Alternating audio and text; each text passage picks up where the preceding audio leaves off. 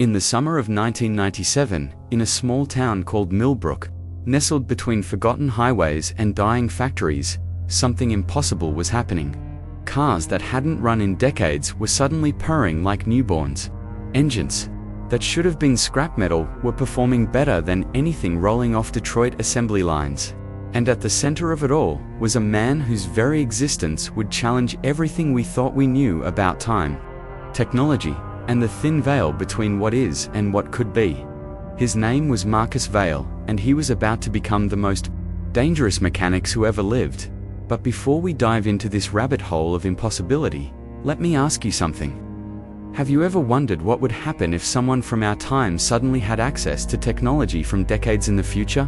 What if they couldn't control it? What if they couldn't stop it? What if the very act of using such technology began to unravel the fabric of reality itself? Because that's exactly what happened in Millbrook. And by the time anyone realized the true horror of what Marcus Vail was doing, it was already too late. The first sign that something was wrong came on a Tuesday morning when old Mrs. Henderson's 1978 Buick started itself. Not with a key, not with a remote starter. The car simply decided it was time to run, and run it did, with an engine so quiet you could barely hear it breathing. When Marcus Vail finished working on that car, it didn't just run better than new. It ran like it was powered by dreams. Marcus had appeared in Millbrook 3 months earlier, setting up shop in an abandoned auto garage on Elm Street. He was a quiet man in his 40s, with calloused hands and eyes that seemed to look through things rather than at them. He never advertised, never sought customers. But word spread quickly in a small town, and soon people were bringing him their automotive corpses, their mechanical nightmares, their vehicles that other mechanics had declared beyond salvation, and Marcus fixed them all. But he didn't just fix them, he transformed them. Sarah Mitchell brought him her dead Honda Civic, a car that had been sitting in her driveway for 2 years after the transmission gave out. When she picked it up 3 days later, not only was the transmission working, but the car was getting 50 miles per gallon and the engine made no sound whatsoever.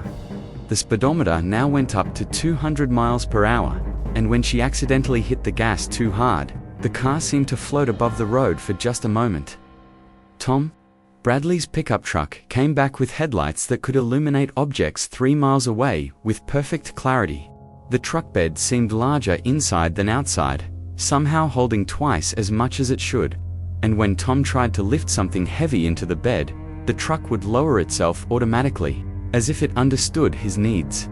The Hernandez family's minivan returned with seats that adjusted themselves to each passenger's perfect comfort settings without being touched. The air conditioning could bring the interior temperature to exactly the degree each person preferred, simultaneously. Different zones of the vehicle maintained different temperatures, defying every law of thermodynamics. One by one, the vehicles of Millbrook were becoming impossible. Marcus worked alone in his garage, always at night. Neighbors reported strange sounds coming from the building. Not the usual grinding and hammering of auto repair, but sounds that defied description. Humming tones that seemed to vibrate in your bones. Crackling noises like electricity, but deeper, more organic. And sometimes, just sometimes, people swore they could hear voices speaking in languages that didn't exist. The parts Marcus used were unlike anything anyone had ever seen. They gleamed with an inner light, seemed to shift and change when you weren't looking directly at them, and felt warm to the touch, even when the garage was cold. When questioned about his suppliers, Marcus would simply smile and say he had connections that others didn't. But the truth was far stranger than anyone imagined. Dr. Elena Rodriguez was a physicist at the nearby university, and she had become fascinated by the reports coming out of Millbrook. She convinced Marcus to let her examine one of the vehicles he had worked on. What she found defied every scientific principle she knew. The engine components were made of materials that shouldn't exist. Alloys that were simultaneously lighter than aluminum and stronger than titanium. Computer chips that contained more processing power than the university's mainframe, but were no larger than a postage stamp. Sensors that could detect and respond to the driver's thoughts and emotions. When she confronted Marcus with her findings, his response chilled her to the bone. "The parts aren't from somewhere else," he said, his eyes reflecting light in a way that human eyes shouldn't. "They're from someone else." Marcus revealed that 18 months earlier, while working late in another garage in another town, he had discovered something buried beneath the concrete floor. Something that looked like a metallic seed, no larger than a walnut, but humming with an energy that made his tools vibrate in sympathy. When he touched it, the seed had opened, revealing a hollow interior filled with what looked like liquid mercury. But when the mercury touched his skin, it didn't feel cold or heavy. It felt like it was connecting to something vast and distant and infinitely complex. That night, Marcus began to dream of machines. Not just any machines, but vehicles that existed decades in the future. He saw cars that could read their drivers, mines, trucks that could repair themselves, motorcycles that could phase between dimensions to avoid accidents. And in these dreams, he learned how to build them. But the dreams came with a price. Each time Marcus used the future technology, each time he installed one of the impossible parts, something was taken from him. At first, it was small things. He would forget the name of a childhood friend or lose the memory of his first kiss.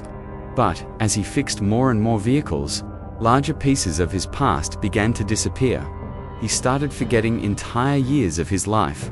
His marriage, which had lasted 15 years, faded from his memory like smoke.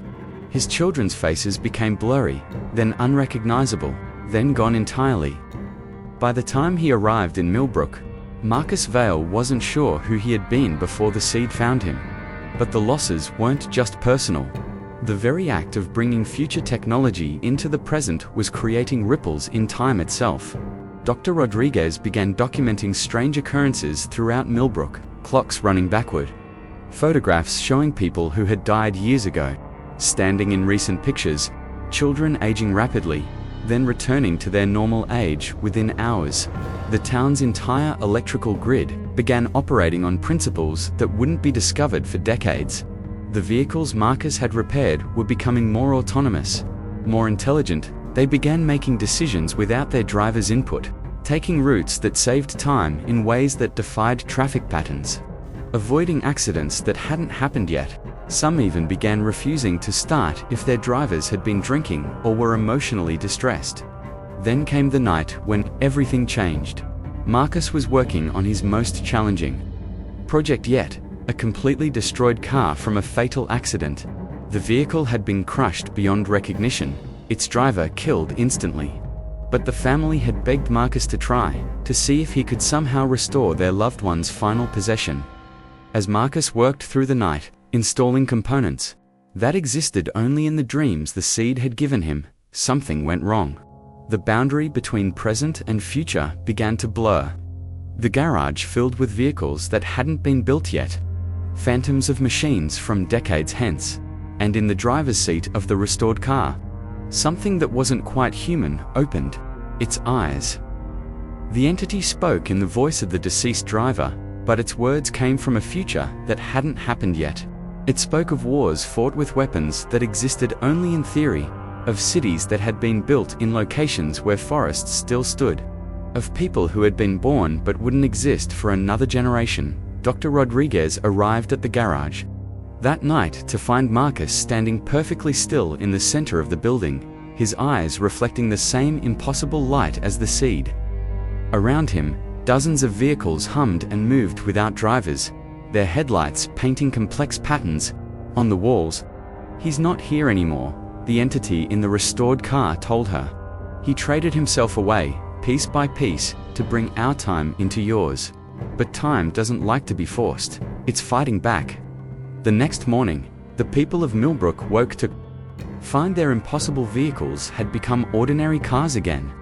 The miraculous components had vanished, leaving behind only standard parts and broken dreams. But the changes to the town itself remained. Millbrook now exists in a temporal anomaly. Clocks still run backward on Tuesdays. The electrical grid operates on principles that won't be discovered until 2055. And sometimes, on very quiet nights, people report seeing Marcus Vale still working in his garage. still installing parts from a future that may never come. The garage itself stands empty now, but visitors report hearing the sound of work being done inside, tools moving, engines running, and sometimes, very rarely, people claim to see vehicles being repaired by a man whose reflection doesn't appear in mirrors.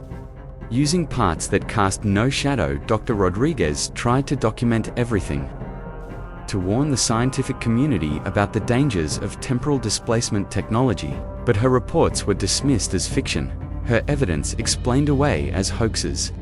The scientific establishment wasn't ready to accept that time could be bought and sold like any other commodity, but the seed remains, buried somewhere beneath the concrete floor of the garage, waiting, humming with the patient energy of technologies that haven't been invented yet, dreams that haven't been dreamed, and possibilities that haven't been born. And sometimes, late at night, other mechanics in other towns report finding strange objects buried in their workshops, metallic seeds that promise knowledge beyond their wildest imagination. They promise the ability to fix anything. They promise the power to make the possible possible, but they never mention the price you'll have to pay, or the fact that some things, once broken, were never meant to be fixed.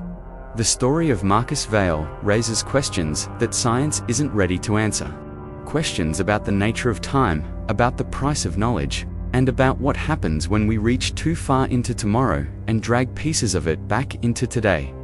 Because if Marcus Vail's story teaches us anything, it's that the future isn't something we're supposed to borrow from. It's something we're supposed to earn. But somewhere out there, in small towns across the country, mechanics are still finding those seeds, still making those trades, still bringing tomorrow's technology into today's world, one impossible repair at a time, and time itself grows a little more unstable with each transaction. So the next time your car starts running a little too well, the next time your engine sounds a little too perfect, the next time your vehicle seems to know where you want to go before you tell it, ask yourself this question: what did someone trade away to make this possible?